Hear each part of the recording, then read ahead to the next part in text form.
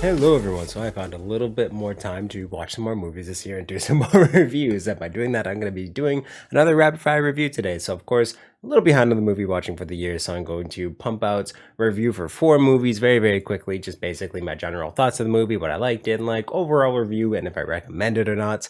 And those 4 films that we have today are See How They Run, Causeway, Decision to Leave, and I Used to Be Famous. So usually most of these are straight to streaming movies or just movies that I missed out in the theaters earlier this year, and now I'm finally catching up to them. So without further ado, let me get into my rapid fire reviews. So the first one we have is See How They Run. You will find this one in theaters. It is about an hour and 40 minutes long, directed by Tom George, and it stars Kieran Hodgson, Pearl Shadna, Adrian Brody's in this as well. And yeah, is this about, well, in the West End of the 1950s London, plans for a movie version of a smash hit play of an Agatha Christie movie come to an abrupt halt after a pivotal member of the crew is murdered. So basically what this movie is a lot of the kind of symmetry within the movie is how the play plays out, just also how the real life murders of this movie play out.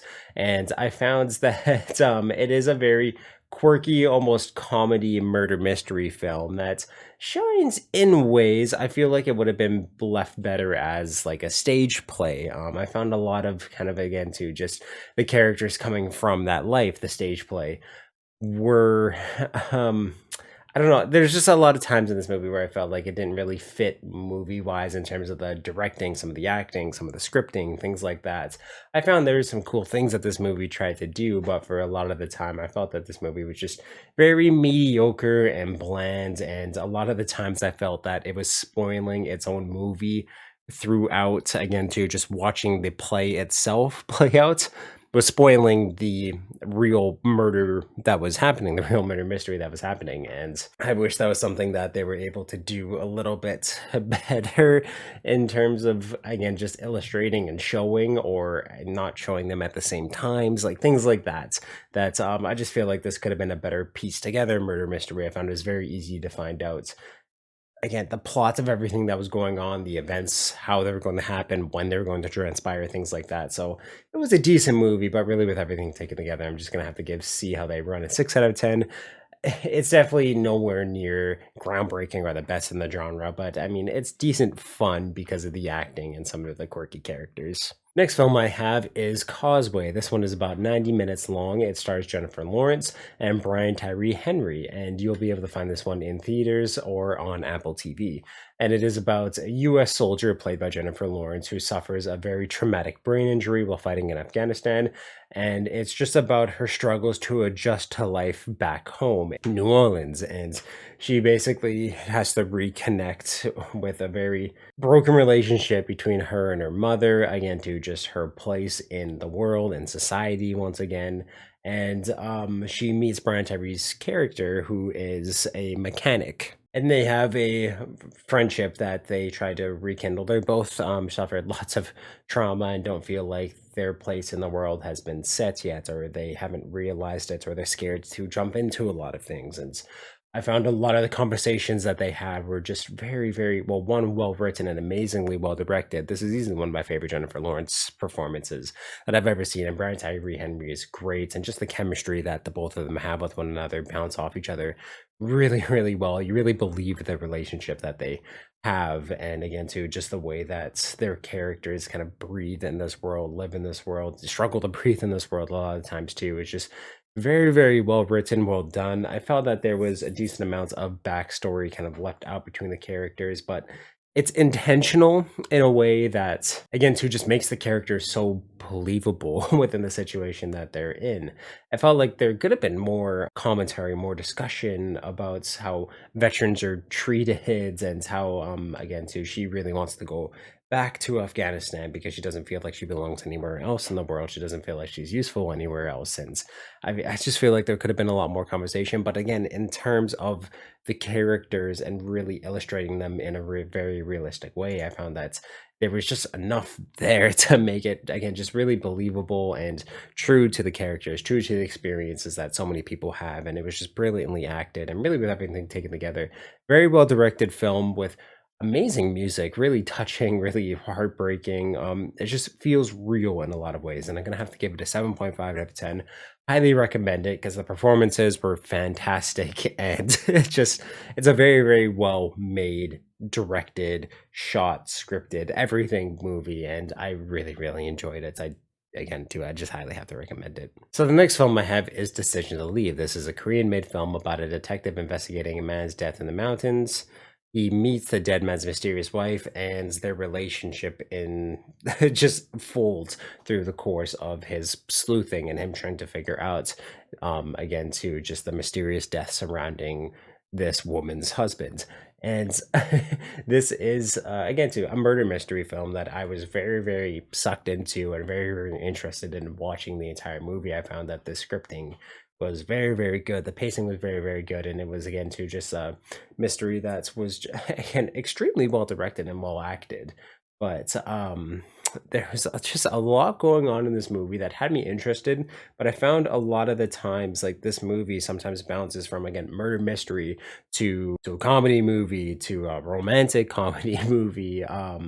So sometimes even like a raunchy romantic movie. A lot of times it bounced around, and in certain moments, it felt like this movie didn't know what it was doing with its characters, its pacing, things like that. But I found that eventually everything did fold into something that really made sense. The events transpired into something that was just very hooking, and they did something very, very good with it. So again, there's times where I was kind of lost within this movie, wondering what they were doing with it, while all of a sudden these pacing changes, almost genre changes, it seemed like, but everything did come together very, very well. And it's there was only one thing within this movie that I was able to predict, but it was kind of because the movie wanted you to get that one thing, and then I wasn't certain where this movie was going to go at all. And I really, really enjoyed that. I found the payoffs were very, very good. I like the ending of this movie. There's just a lot of things great done about it. That's all bolstered by a very good score, very amazing acting, and extremely good directing. Again, too, I just found that a lot of the border politics and things like that that they talk about, even some of the racism that they go into in this movie is very well discussed, and just a very, very well done film. If you like murder mysteries, I definitely recommend putting this one on your list because it's just very, very good. I really, really enjoyed it. So I'm gonna have to give it an 8 out of 10. Highly recommend it. Yeah, just definitely go see this one if you get a chance to. And the last film I have, you'll find this one on Netflix. It's an hour and 45 minutes long, and it is called I Used to Be Famous.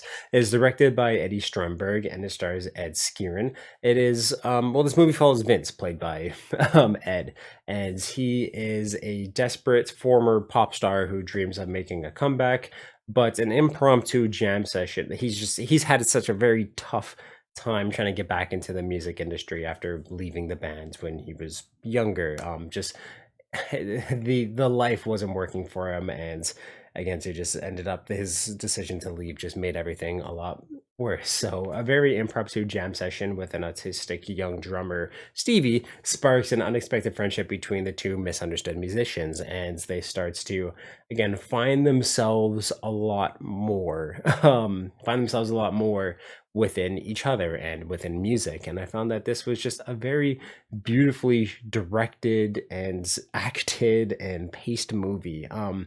One thing that I really, really enjoyed about to this movie was just how into the fact that they went for Stevie's character, how they really touched upon how like music can transform people. And there's times where he just has anxiety attacks, panic attacks, things like that, that music helps calm him down and express himself through it. And just again to how it's a language in its own, it's a protective system in its own. Music is so many things that they really touched into for well a lot of the characters within this film.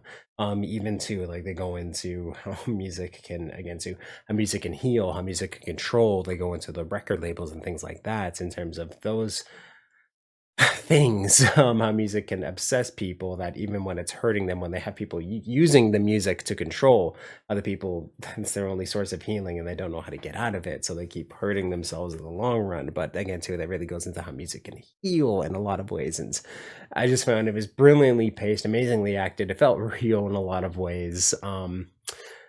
I really, really enjoyed this movie. It's very sweet. It's very heartwarming. There's a lot of times where it brings the emotions out in you, and I really, really enjoyed that. It doesn't feel cheap in any of the ways it does that.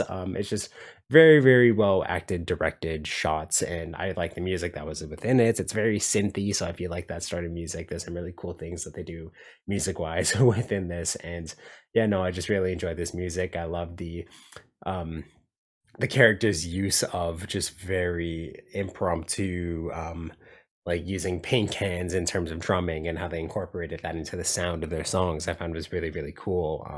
There's lots of awesome metal work in terms of the drums that's just made some very awesome songs that I did quite enjoy listening to throughout this movie, but very, very heartfelt. Enjoyed it a lot, so I'm gonna have to give I Used to Be Famous an 8 out of 10. So if you've seen any of these four movies, please let me know your thoughts on them in the comments down below. And of course, if you like this review, definitely give it a thumbs up, and you can check out everything I do on this channel through my playlist. Well, links up top here for convenience sake. Thank you for subscribing, turn that little ring on so you know when I upload new videos. And if you want to check out the description of this video and my channel bio, there's a link to the Media Mountain, which is my Discord where we talk about movies, video games, comic books, TV, pretty much everything that's awesome in this world. So you can definitely join that amazing community, help make it even more amazing than it is already. It's, yeah, just awesome, guys. Sky blue eyes, I see a world behind them.